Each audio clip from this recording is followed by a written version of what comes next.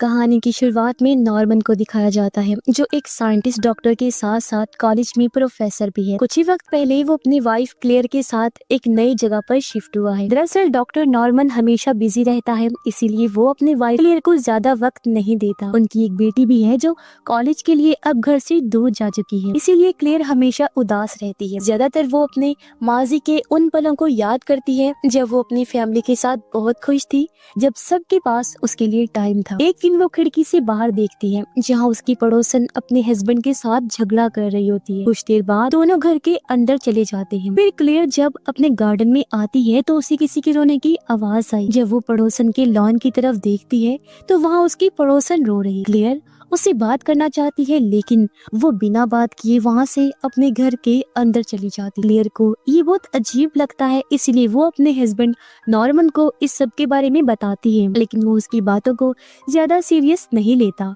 उसने इस पर ध्यान ही नहीं दिया, जिसकी वजह हमें आगे पता लगी। अगले दिन क्लेयर एक शराब की बोतल और फूल लेकर पड़ोसन के घर जाती है। वो दरवाजे पर दस्तक देती है, लेकिन घर पर कोई भी नहीं होता। वहाँ क्लेयर को एक सैंडल मिलती है जिसमें काले रंग का निशान था। उसे देखकर ऐसा लगता है जैसे वो खून का धब्बा हो। और अब क्लेयर वापस अपने घर आ जाती है, जहाँ उसे मिलने उसकी बेस्ट फ्रेंड आई हुई। वो क्लेयर से पूछती है कि क्या अब वो ठीक है। दरअसल 1 साल पहले क्लेयर का एक्सीडेंट हुआ था, जिसके बाद उसकी याददाश्त कुछ हद तक चली गई थी, इसलिए नॉर्मन कभी भी उसकी बातों पर पूरी तरह से यकीन नहीं करता। और अब जब रात को वो सो रही होती है तभी लाइट चली गई, क्योंकि बाहर बहुत तेज बारिश हो रही थी। क्लेयर जब खिड़की के पास आती है तो वो देखती है कि पड़ोसन का हस्बैंड एक बहुत बड़ा सा बैग गाड़ी की डिग्गी में रख रहा है। वो फौरन नॉर्मन को बुलाती है ताकि उसे भी दिखा सके, लेकिन जब नॉर्मन आता है तो वहाँ ना गाड़ी होती है और ना ही कोई इंसान। इससे उसको लगता है कि ये सिर्फ क्लेयर का वहम है,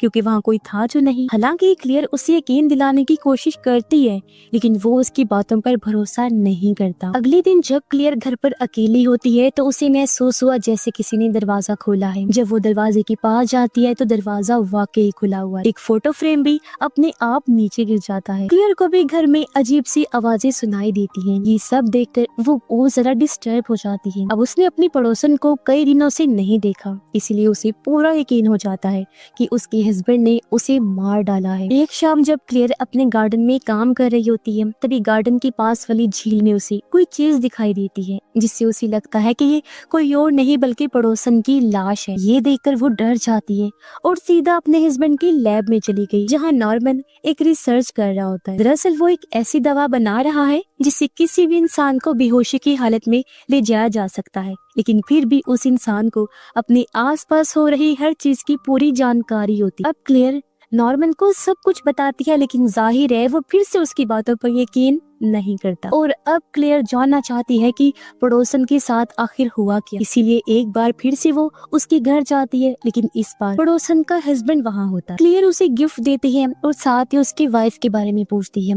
अब पड़ोसन का हस्बैंड अपनी वाइफ का नाम सुनकर गुस्सा हो जाता है और उसे कहता है कि यहाँ से चली जाओ। जब क्लेयर वहाँ से जा रही होती है तो उसे एक बार फिर वही सैंडल दिखाई देती है जो उसने पहले भी देखी थी। इस बार वो सैंडल को अपने पास रख लेती है, क्योंकि उसे पूरा यकीन हो चुका है कि पड़ोसन के हस्बैंड ने उसे मार दिया है। इसीलिए वो दूरबीन से उसके घर पर नजर रखना शुरू कर देती है। तभी उसे घर के हीटर वेंट के अंदर एक अजीब सी चाबी मिलती है, जिसे भी वो अपने पास रख लेती है। तभी उसे पानी की आवाज आई। जब वो वॉशरूम में जाती है तो देखती है कि बार टब पूरा भरा हुआ है। जैसे ही नल को बंद करने के लिए आगे बढ़ी, तभी उसे बार टब के पानी में एक भूत की परछाई दिखाई देती है। ये देखकर वो डर गई और जोर से चिल्लाती है।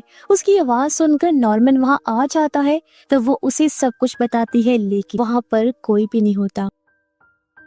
अब नॉर्मन को लगता है कि क्लेयर की दिमागी हालत खराब हो रही है, इसलिए अगली सुबह वो उसे एक दिमाग के डॉक्टर के पास ले जाता है। लेकिन क्लेयर को पूरा यकीन है कि उसकी दिमागी हालत ठीक है। जो आत्मा, जो भूत उसने पानी में देखा था, वो सच में पड़ोसन का है, जिसका खून उसके हस्बैंड ने कर दिया है। और अब जब वो जानती है कि नॉर्मन उसकी बातों पर यकीन नहीं करता, इसीलिए वो अपनी बेस्ट फ्रेंड को बुलाती, जहाँ उस खून वाले सैंडल की मदद से वो स्पिरिट कॉल करते हैं, यानी पड़ोसन की आत्मा को बुला बुलाने की कोशिश करती हैं, लेकिन उन्हें कोई भी जवाब नहीं मिलता। इसीलिए क्लेयर की दोस्त अपने घर चली जाती है और अब उसके घर जाने के बाद क्लेयर को यहाँ पर अजीब अजीब सी आवाजें आना शुरू हो जाती हैं। जब क्लेयर वॉशरूम में गई तो देखती है कि बार टब फिर से भरा हुआ है और एक बार फिर उसे भूत की परछाई नजर आती है।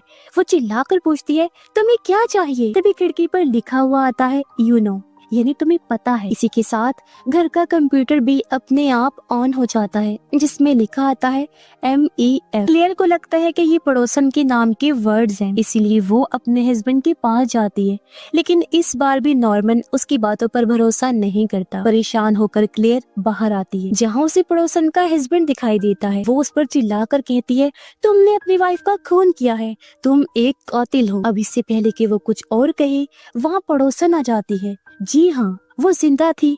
तब उसे देखकर क्लेयर पूरी तरह से हैरान हो जाती है और अब ये सब देखने के बाद क्लेयर को भी यकीन हो जाता है कि उसने जो कुछ भी देखा, जो कुछ भी महसूस किया था, वो सब उसके दिमाग का वहम था, जिसका असलियत से कोई लेना देना नहीं है। अगली सुबह क्लेयर उस फोटो फ्रेम को ठीक कर रही होती है जो गिरकर टूट गया था। फ्रेम के अंदर उसे एक न्यूज़पेपर की कटिंग मिलती है, जिसमें एक लड़की के लापता होने की न्यूज है। क्लेयर जब उस न्यूज को इंटरनेट पर सर्च करती है तो उसे पता चलता है कि जिस लड़की की वो न्यूज थी उसका नाम मेडिसन एलिजाबेथ फ्रैंक था, यानी MEF। वही लफ्ज जो कंप्यूटर स्क्रीन पर अपने आप लिखा हुआ आ गया था, जो देखकर क्लेयर को पूरा यकीन हो जाता है कि उसके साथ जो कुछ भी हुआ था वो उसके दिमाग का वहम नहीं था, बल्कि कहीं ना कहीं असल सच्चाई से जुड़ा हुआ है। इसी रिसर्च से क्लेयर को ये भी पता चलता है कि ये लड़की 1 साल पहले नॉर्मन के साथ कॉलेज में पढ़ा करती। जब वो अपने हस्बैंड से इस लड़की मेडिसन के बारे में पूछती है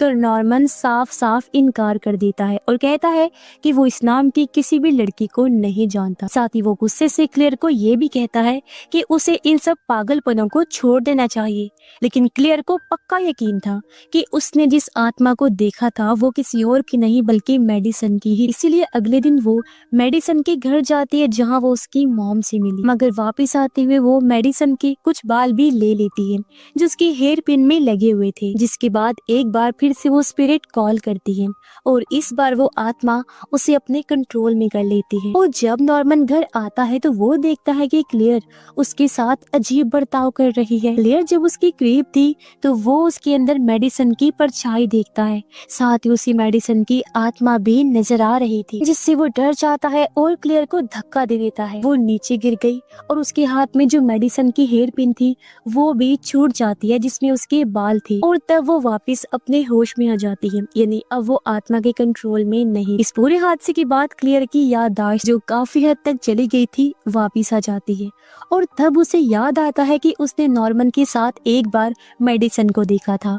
और जब वो ये बात नॉर्मन से पूछती है तो वो कबूल कर लेता है। उसने कहा कि जब तुम्हारे और मेरे बीच चीजें खराब चल रही थी ना, तब मेरा और मेडिसन का ताल्लुक बन गया था, लेकिन हमारे बीच वो रिश्ता ज्यादा टाइम नहीं चला। तब इस बात से गुस्सा होकर क्लेयर सीधा अपनी दोस्त के पास जाती है और उसे सब कुछ बता देती है। उसकी दोस्त कहती है कि मैंने भी तुम्हारे हस्बैंड को एक औरत के साथ देखा था और वो लोग शहर के बाहर एक कैफे में, वो दरअसल मेडिसन की ही बात कर रही होती है।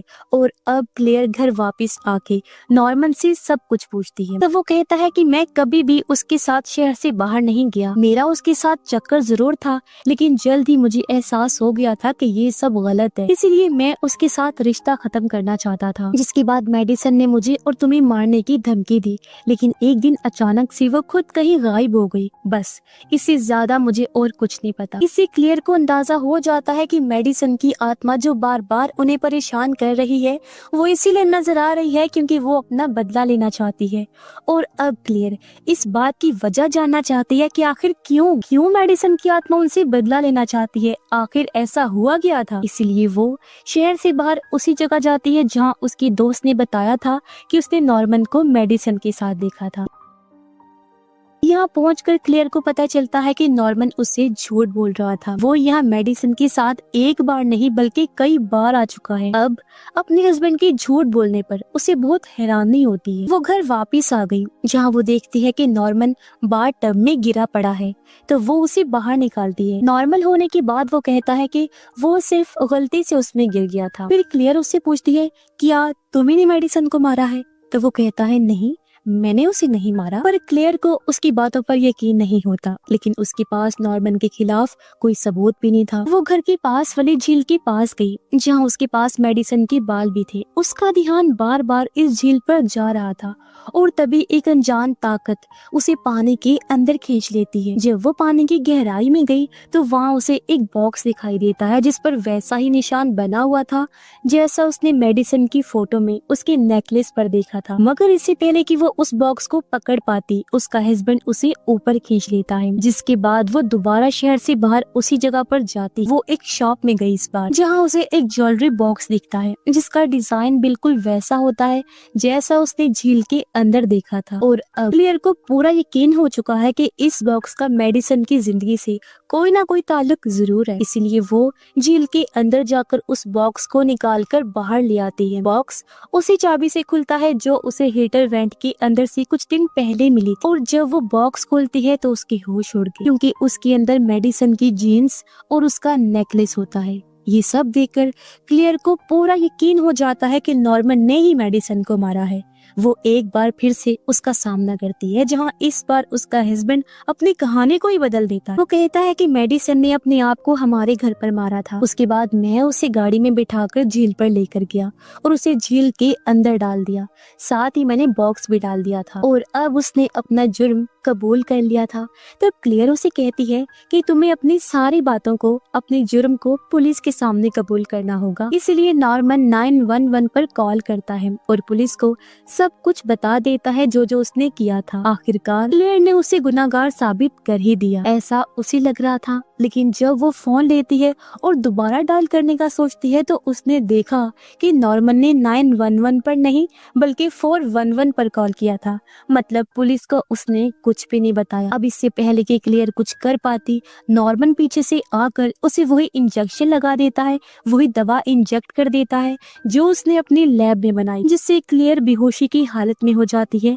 लेकिन उसे सब कुछ पता होता है जो उसके आसपास हो रहा था। अब जब नॉर्मन को लगता है कि क्लियर उसका कुछ भी बिगाड़ नहीं सकती तो वो असली सच बताता है। वो कहता है मेरा और मेडिसन का ताल्लुक था, मगर मैं उसे छोड़ना चाहता था, लेकिन मेडिसन ने मुझे धमकी दी कि अगर मैंने ऐसा किया तो वो मेरे बॉस को सब कुछ बता देगी, इसलिए मुझे मजबूरन उसे मारना पड़ा और अब तुम्हारी बारी है मेरी जान। जिसके बाद वो क्लियर को बाथरूम में ले जाता है। वो उसे मारने से पहले आखिरी बार उसे गले लगाना चाहता था। जैसे ही वो उसके करीब आया, उसे क्लियर के चेहरे की जगह मेडिसन का चेहरा दिखाई देता है, वो भी भूत वाला। ये देखकर वो घबरा जाता है। जैसे पीछे हटा, उसका पैर फिसल गया, उसका सर वहाँ शीशे से टकरा जाता है, जिससे उसे गहरी चोट लग गई और वो जमीन पर गिरकर बेहोश हो जाता है। क्लियर पर अभी भी दवाई का गहरा असर था, लेकिन पानी की ठंडक की वजह से वो धीरे धीरे होश में आ जाती है। वो बड़ी मुश्किल से अपने आप को संभालती है और जैसे तैसे वहाँ से निकलकर नीचे गाड़ी तक आती है। अब वो गाड़ी लेकर वहाँ से निकल रही होती है, मगर जब गाड़ी पुल पर आई जो झील के ऊपर है, तो उसे एहसास होता है जैसे नॉर्मन भी गाड़ी के अंदर पीछे। ये सच भी था, क्योंकि अचानक वो क्लियर पर हमला कर देता है। इससे गाड़ी का बैलेंस बिगड़ जाता है और वो सीधा नीचे झील में जा गिरती है। वही झील इसमें नॉर्मन ने मेडिसन की लाश को डाला था। और पानी के अंदर नॉर्मन फिर से क्लियर को मारने की कोशिश करता है, लेकिन तभी वहाँ मेडिसन की आत्मा आ जाती है जो नॉर्मन को जोर से पकड़ लेती है, जिस बीच क्लियर को बचकर ऊपर जाने का मौका मिल जाता है। और वो तो बाहर आ गई थी, मगर नॉर्मन नहीं आ पाता। पानी के अंदर दम घुटने से उसकी मौत हो जाती है। और इस तरह मेडिसन की आत्मा ने उससे अपना बदला ले लिया था, जिससे उसकी भटकती हुई आत्मा को सुकून मिल गया। फिर हम कुछ टाइम के बाद का सीन देखते हैं, जहाँ सर्दियों का मौसम आ चुका था और क्लेयर मेडिसन की कब्र पर आती और वहाँ लाल गुलाब चढ़ाती है, क्योंकि मेडिसन ने अपना बदला लेने के साथ साथ क्लेयर को भी नॉर्मन से बचाया था। उसका बदला पूरा हो गया, आत्मा बरी हो गई और नॉर्मन जिसने गलत किया था उसे भी सजा मिल गई थी। और इसी के साथ ही इस मूवी की कहानी भी यहीं पर खत्म हो जाती है।